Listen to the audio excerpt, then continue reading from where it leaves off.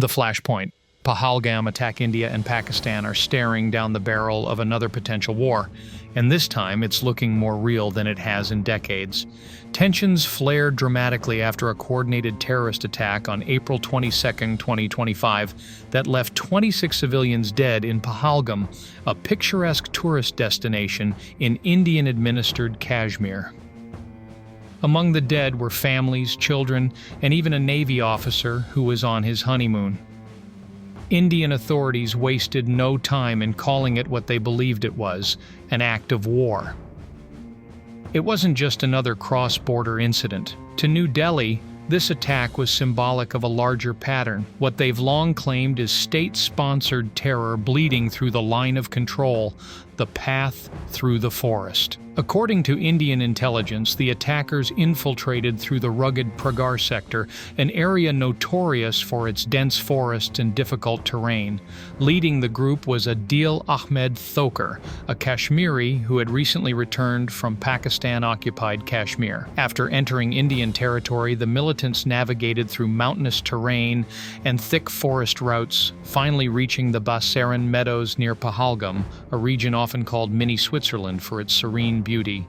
The day of the attack began like any other. Tourists gathered, families were enjoying picnics, and nature lovers had trekked up to see the famed pine forest views. At 2:25 p.m., that peace shattered with the sound of automatic gunfire. Horror in the hills. Within minutes, the attackers, dressed in camouflage, emerged from the surrounding forest and began firing indiscriminately into the crowd. Some survivors reported that the militants were even asking men if they were Muslim before deciding whether to shoot. Families ran for cover, slipping down muddy hillsides and diving into drainage ditches. By 3:00 p.m., the group had moved toward the only few available exit points, cutting off potential escape. It was a calculated ambush. At least 26 people were killed, and many more were critically injured.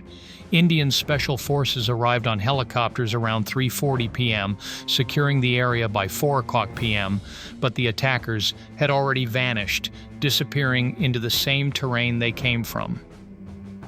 India reacts. The Indian Army declared the Pahalgam assault not just a terrorist attack, but a cross-border military provocation.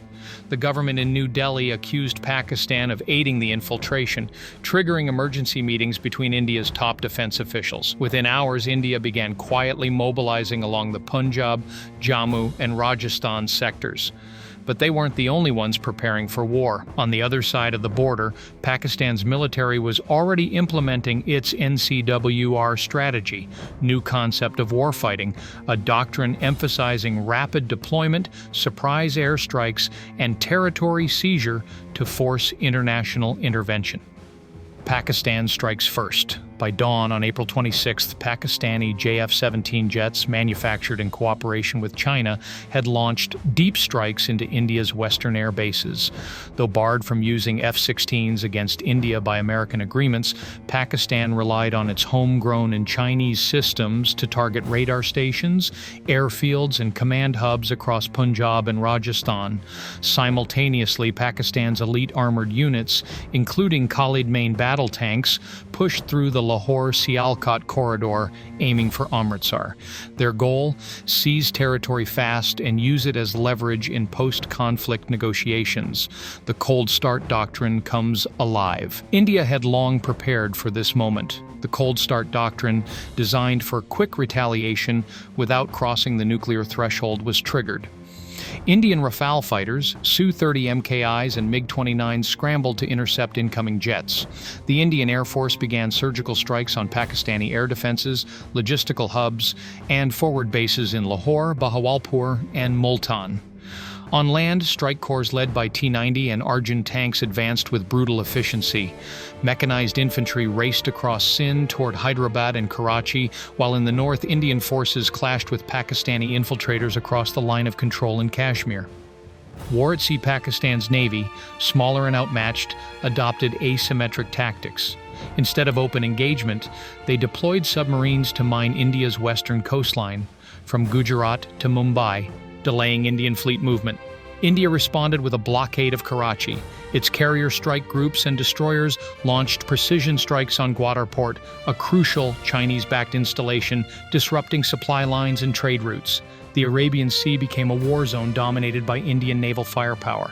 The turning point, air superiority shattered. Despite early success, India's air dominance was soon tested. In a stunning engagement over Bahawalpur, Pakistan's surface-to-air missile system shot down 3 Indian jets, 2 Rafale fighters, 1 MiG-29, and a Su-30 MKI, considered the backbone of Indian air power. The loss of the Su-30 especially shocked Indian high command. It wasn't just a tactical setback, it was a psychological blow. The downing of these jets was widely broadcast across Pakistani and global media. Pakistan claimed it was an act of strategic balance restoration. White flags on the front. With growing losses in both air and land operations and rising fears of Pakistani tactical nuclear deployment, India initiated what it described as a strategic withdrawal in sectors near Lahore and across parts of Sindh. But on the ground, images emerged showing white flags being raised by Indian armored units near Lahore, signaling localized surrender to avoid further escalation. While Indian officials denied a full retreat, several captured Indian soldiers were seen escorted by Pakistani troops, prompting international concern and diplomatic interventions.